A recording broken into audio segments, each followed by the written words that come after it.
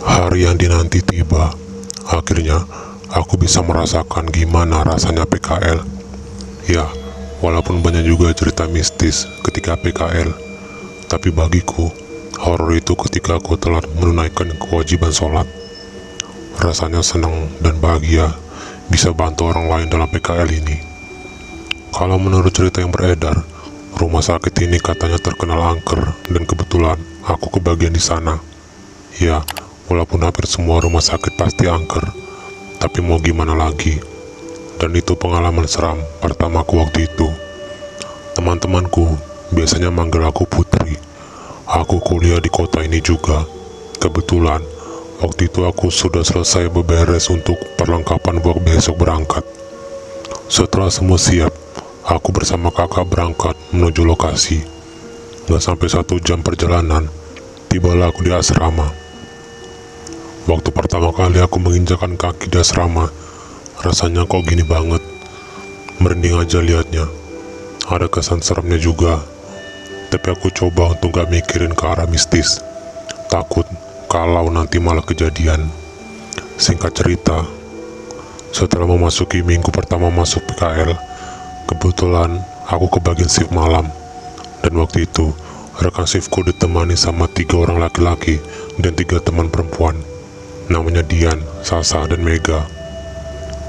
Nah, aku lupa jam berapa, tapi malam itu aku jaga di bagian depan atau resepsionis salah satu bangsal bersama satu laki-laki namanya Agus, dan teman yang lain sedang muter bangsal buat ngecek satu persatu pasien.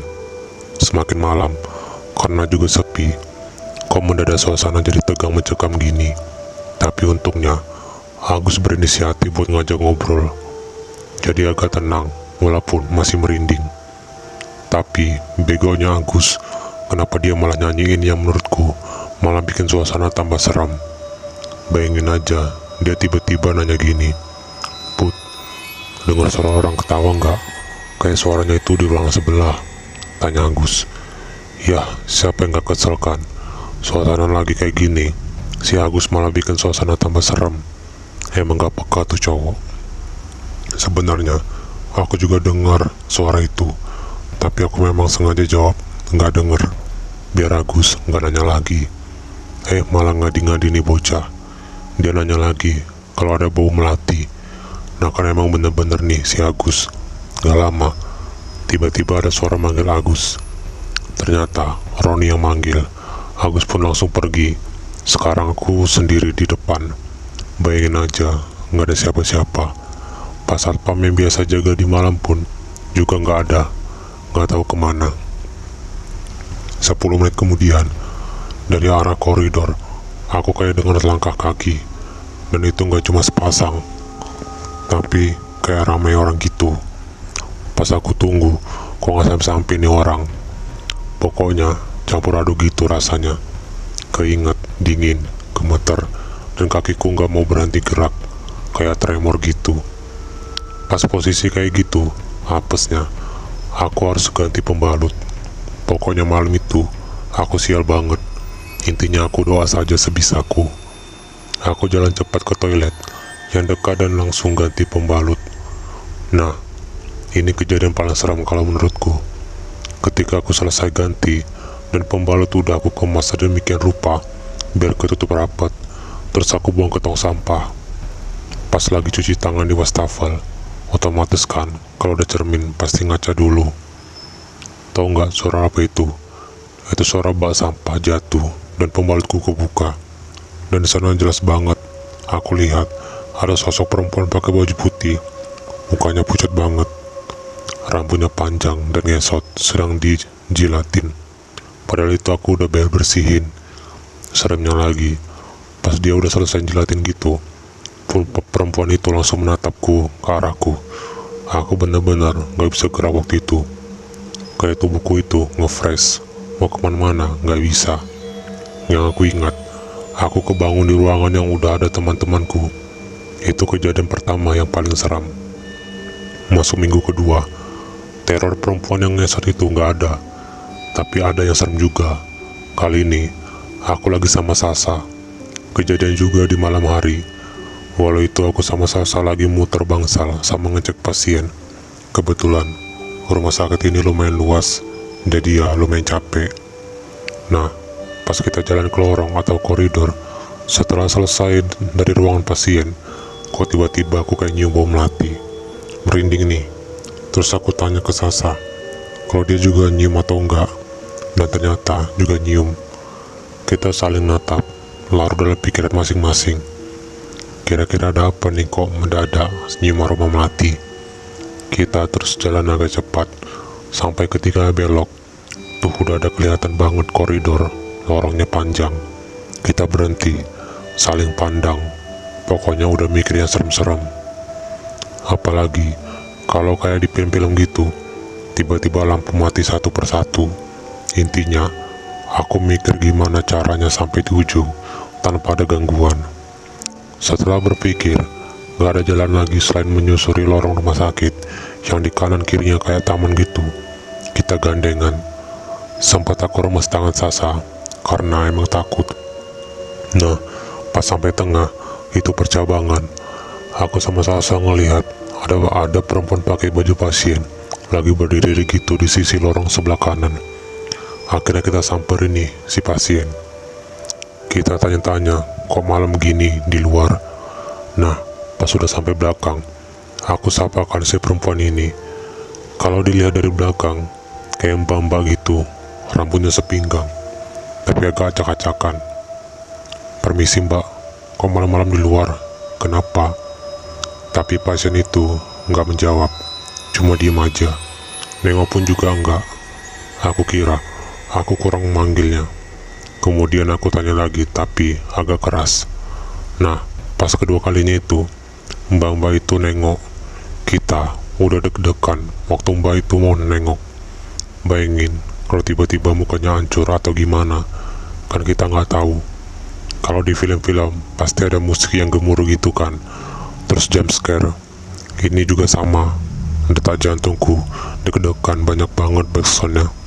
Terus mbaknya itu entah kenapa nengoknya itu lama banget, kayak ada efek slow-mo-nya. Pas sudah sepenuhnya nengok, alhamdulillah nggak ada yang aneh, cuman kok pucat aja mukanya. Terus aku tanyain kamarnya di mana, biar kita antar. Udah gitu, mbaknya cuma nunjuk aja ke arah sana, tepatnya ke kiri. Kalau ditarik garis lurus ujungnya kamar mayat, tapi kita nggak mikir, atau nggak mungkin juga mbaknya ke sana. Lagian juga nggak kelihatan kalau setannya. Tapi aku salah ternyata. Jadi pas kita nganter mbaknya, jalannya tuh pelan banget. Jadi kita ngikutin di belakang juga, nunggu lama. Kita terus jalan ngikutin mbaknya, tapi kenapa mbaknya nggak berhenti? Padahal kita ngelewatin beberapa kamar. Udah mulai mikir yang aneh-aneh nih. Apa benar ini mau ke kamar mayat? Ternyata benar. Si Sasa udah mulai nangis tuh. Kelihatan banget matanya yang udah berkaca-kaca. Nah, nggak lama juga dari depan tuh kayak ada yang naik sepeda dari rumah sakit. Ternyata si Agus dan Roni lagi muter juga. Di situ kita mulai lega, ada teman akhirnya. Tapi anehnya, mereka tuh kayak ketakutan. Jadi nyelonong aja nggak manggil atau gimana. Yang bikin aku sama Sasa jadi tambah takut. Pas pandanganku ngikutin mereka nyolong pakai sepeda gitu, aku lihat banget mukanya tegang, kayak dikejar setan. Pokoknya mencekam banget malam itu. Tiba-tiba aku sama Sasa nggak sengaja nabrak mbak yang di depan kita tadi. Spontan dong, aku sama Sasa minta maaf. Tapi di sini kita menemuin kejanggalan lain. Ketika aku dan Sasa nabrak itu, aku benar-benar yakin banget kalau aku nyium aroma busuk. Aku yakin kalau kalian pasti langsung refleks kalau mendadak nyium bau busuk itu. Antara kau menutup hidung atau malah mengendus nyari asalnya di mana. Nah, aku juga gitu. Kayak aroma busuk itu ada tepat di depan kita. Kita saling pandang, tapi sama-sama nutup hidung. Jadi posisinya kita ini di belakang banyak persis. Gak lama, banyak ketawa. Ketawanya tuh manja gimana. Kayak dia tahu kalau kita lagi keganggu sama bau itu. Kita mundur pelan-pelan. Aku udah ngerasa nggak bener. Pas aku punya pikiran kayak gitu, mbaknya nengok. bener-bener nengok, tapi badannya nggak ikut gerak, cuma kepalanya aja yang berputar ke belakang. Astagfirullah, Sasa ngucap istighfar tapi kenceng banget. Nah sialnya, Sasa langsung pingsan. Di situ aku udah nggak tahu lagi mau gimana. Yang jelas, pertemanan kita lagi diuji. Aku ninggalin Sasa sendiri buat minta tolong ke teman yang lain. Tahu nggak cerita selanjutnya? Masih ingat Agus sama Roni naik sepeda? Aku mau ketawa takut dosa, tapi ya emang kenyataannya kayak gitu. Mereka juga pingsan di lorong. Kayaknya mereka tabrakan gitu terus jatuh semua. Aku bangunin mereka. Untung aja mereka terus sadar. Aku ceritain kejadian barusan, tapi karena masih dirundung ketakutan, mereka nggak berani. Akhirnya kami minta tolong sama Pak Bas Satpam. Sebut saja namanya Pak Basuki. Dia udah lama kerja di rumah sakit ini. Dan cerita tentang suster ngesot dan perempuan yang aku temui tadi juga memang ada. Pokoknya Pak Basuki ini juga salah satu korban mereka. Singkatnya, kami akhirnya ditemani Pak Basuki buat nolongin Sasa. Kebetulan Agus yang kuat, karena di antara lelaki, Agus badannya emang agak atletis, tapi penakut. Setelah dibopong dan dimasukkan ke ruang perawat, gak lama Sasa sadar setelah digosok pakai minyak kayu putih. Di dalam ruangan itu sampai heboh cerita malam ini. Sampai para karyawan yang jaga pun ikut ketakutan. Menjelang pagi, kita balik ke kos. Aku, Sasa, Dian, dan Mega emang sengaja nggak mau tinggal di asrama. Kita lebih memilih ngekos, lebih leluasa kalau mau kemana-mana. Sebenarnya masih ada beberapa minggu lagi nih, dan itu semua kita mengalami kejadian seram. Masuk minggu ketiga, jadi kami udah sepakat untuk menceritakan kejadian masing-masing setelah kami selesai PKL. Jadi waktu itu kami lagi di kosan, kami cerita semuanya. Ternyata memang kita dikasih kesempatan mereka buat mempunyai pengalaman seram. Yang parahnya lagi cerita si Dian. Tapi aku mau masuk ke cerita Mega dulu. Di sini aku pakai sudut pandang yang sama. Aku, Mega. Jadi waktu itu kebetulan aku yang jaga sama Dian. Si Putri dan Sasa masuk shift pagi. Kejadian yang sama di malam hari. Aku lagi dapat kerjaan bantuin di bagian administrasi. Si Dian lagi bantuin salah satu perawat di bangsa lantai 1. Kalau nggak salah ingat, sekitar jam 10 malam, aku masih sibuk dengan layar laptop di ruangan.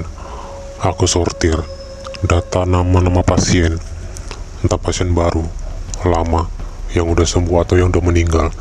Tiba-tiba ada perawat masuk ruangan.